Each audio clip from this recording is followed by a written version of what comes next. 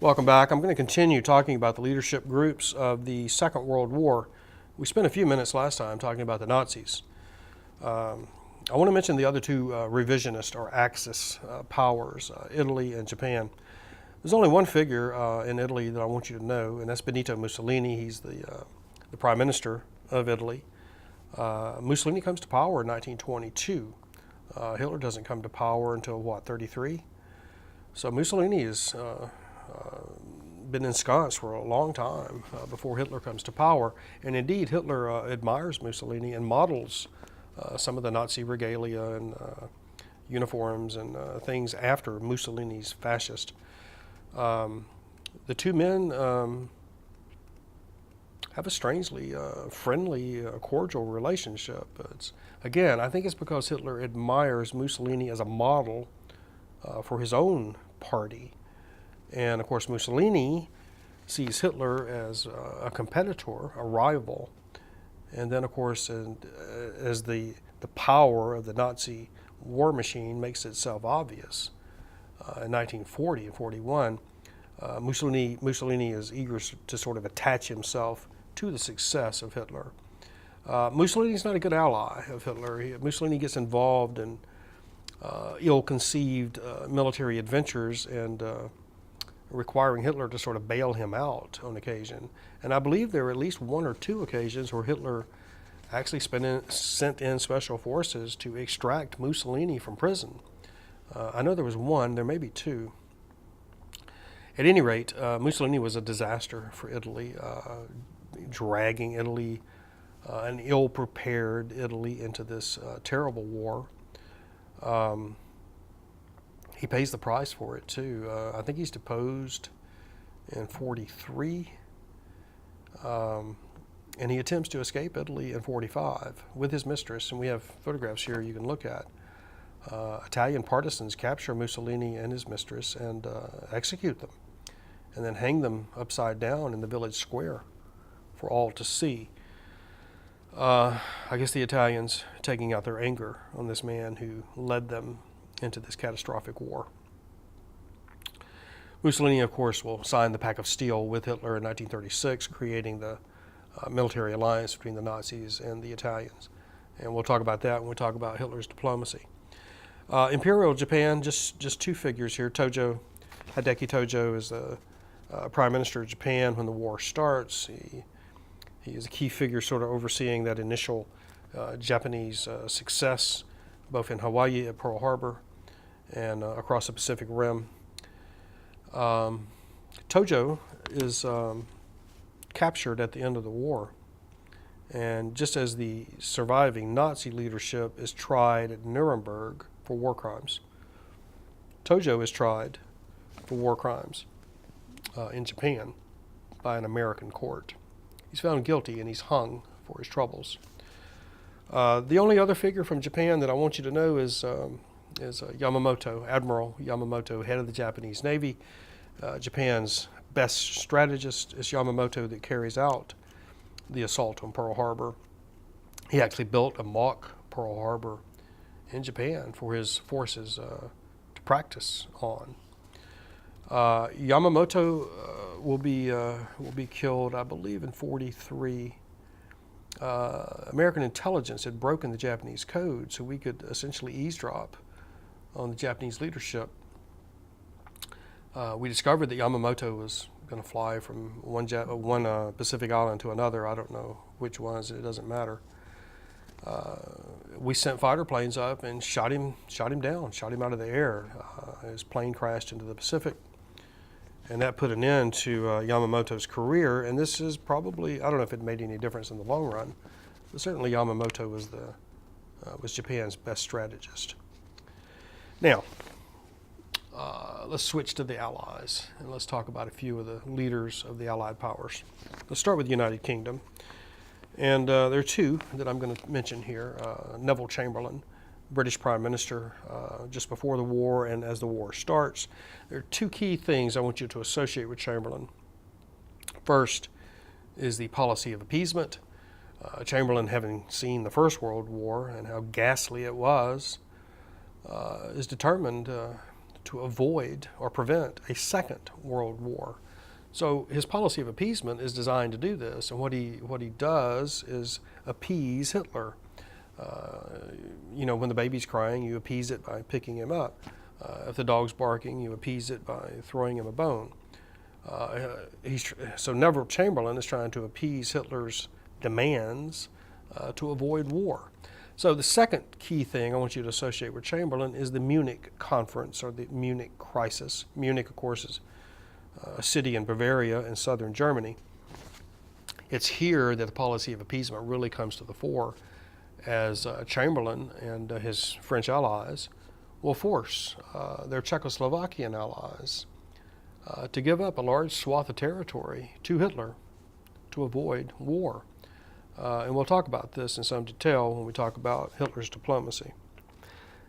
Chamberlain will resign as prime minister in May of 1940 as the Nazi war machine begins to overrun Western Europe. The second figure, of course, is Winston Churchill. Churchill is one of the most famous people of the 20th century, a remarkable life. A peer born into great wealth. I don't think his parents paid much attention to him. I believe he's raised by his nanny for the most part. If you were going to go back and live somebody else's life, this would be the one to live. He lived a long time. I don't think he died until like 1965, in his 90s. He was very healthy. He saw all the world. He met everybody of importance. He was a key figure in the First World War. He was head of the Japanese. He was head of the English Navy in the First World War, prime minister in the Second World War. He was a great writer, historian. He was a news correspondent in his youth. He was captured in the Boer War and escaped. He was a reporter in Cuba during the Spanish-American War. Just a remarkable figure, a painter. Endless stories about Churchill. We don't have time to get into them here. Churchill's key for us because of his, he represents a sort of rock-solid, determined, sort of a moral center of Great Britain to not only survive the Nazi onslaught, but to prevail in the end. His speeches, of course, during the war are quite famous. He keeps the British morale high, endless controversy about his strategic decisions, which can wait. But he is a key figure in the Second World War, and someone that we'll talk about more as we get deeper into this. France, only two figures. Edouard Daladier. Daladier is the Prime Minister of France. The only thing I want you to know about Daladier is that he follows Chamberlain's lead. He hitches his wagon to Chamberlain's appeasement policy. Daladier is there, and you can see him here in the photograph at Munich. Daladier is there with Chamberlain, Hitler, and Mussolini when they forced Czechoslovakia to give up territory to the Germans. And then the other French figure is General de Gaulle, Charles de Gaulle. Of course, he'll be president after the war. In fact, I remember him as a child as president of France. I mentioned de Gaulle for one reason, really. Two reasons. France is rapidly defeated in the Second World War. The Nazi armies overrun France in a month.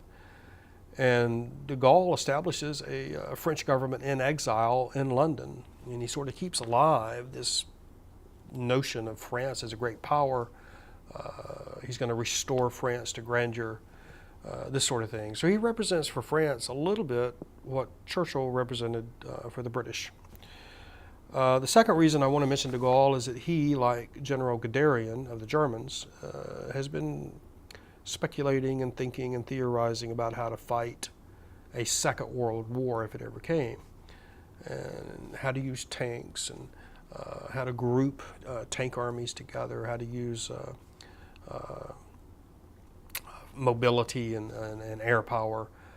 Again, there are three, Guderian, de Gaulle, and Patton, that I'm going to use to represent this new way of fighting, this blitzkrieg manner of fighting.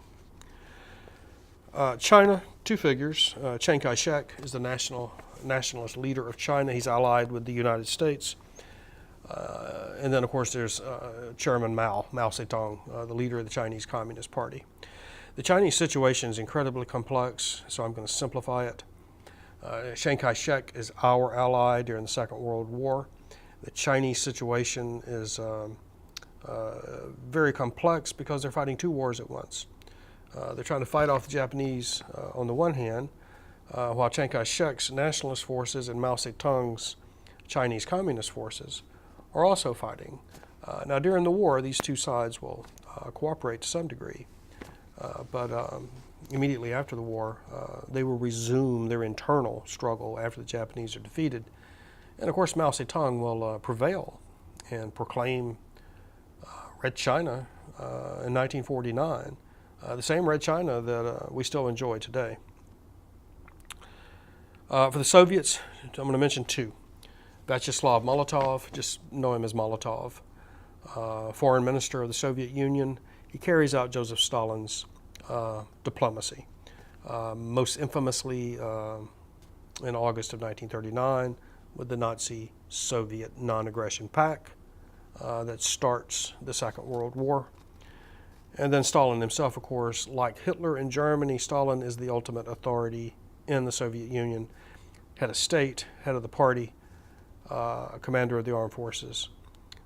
Stalin, of course, had managed to at least partially modernize Russia prior to the Nazi invasion.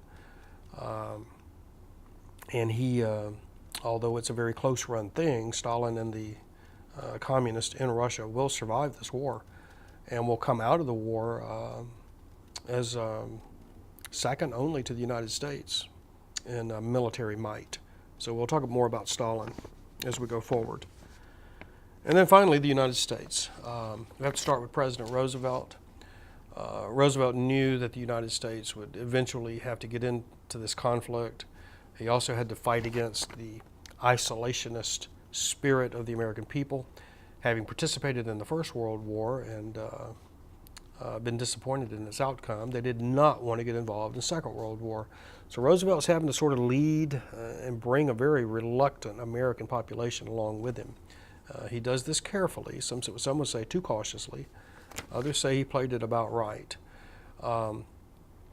Before we get actively involved in the war with Pearl Harbor, Roosevelt, of course, declares that the United States will be the arsenal of democracy. We begin churning out planes and tanks and trucks and jeeps to keep England and then later the Soviets fighting. We will help the British. There's the year 1940, the British essentially stand alone with Churchill as their leader and FDR doing everything he can to keep the British in the war. So Roosevelt has just a remarkable burden. He has the Great Depression at home, and then he has a war in Europe against Hitler and a war in the Pacific against Japanese. In December of 1941, the Japanese attacked Pearl Harbor, December 7th, and then on December the 11th, Hitler, for reasons that are still not absolutely clear, declares war on the United States. So suddenly, we have two wars, and Roosevelt's quite skillful in managing these two gigantic conflicts and the gigantic egos that he will have to contend with as well, including Churchill and General MacArthur and others. So we'll talk more about Roosevelt as we go forward, but he is the key figure in the United States and a leader of the Allies. President Truman, of course, will take over when Roosevelt dies in April of 1945. The war in Europe is ending, but Truman will have to preside over the end of the war in the Pacific, and we'll talk about that in detail. General George Marshall, I'm just going to mention, United States Chief of Staff, Roosevelt's primary military advisor. Marshall is often given credit for organizing and putting together the American forces before and during the conflict. I think he's called the Organizer of Victory, I believe is a subtitle of a biography of Marshall. And then General Eisenhower and General MacArthur. General Eisenhower is Commander-in-Chief of Allied forces in Europe, and he will lead the D-Day invasion of Normandy. Most of you have heard of this or have seen depictions of it. Saving Private Ryan, that opening horrific scene is part of the D-Day invasion. And of course, Ike will go on and become President of the United States in the 50s. And then, of course, Commander-in-Chief of Allied forces and ground forces in the Pacific is General MacArthur. a legendary figure who had fought in World War I, been chief of staff of the Army, a megalomaniac, at times brilliant, at other times erratic. We'll talk about General MacArthur when we talk about the Pacific War. And then the last person I'm going to mention is General George Patton, an eccentric American general who, like Guderian and de Gaulle, had been thinking about how to fight the next war and how to use tanks. The old notion was to distribute tanks among the various divisions, and these three men are thinking that perhaps we should form tank armies, panzer armies in German, to use tanks to punch holes in the enemy defense. These tanks can then get into the enemy's rear, cut off his lines of communication, surround his command centers, cause havoc and panic among the enemy armies.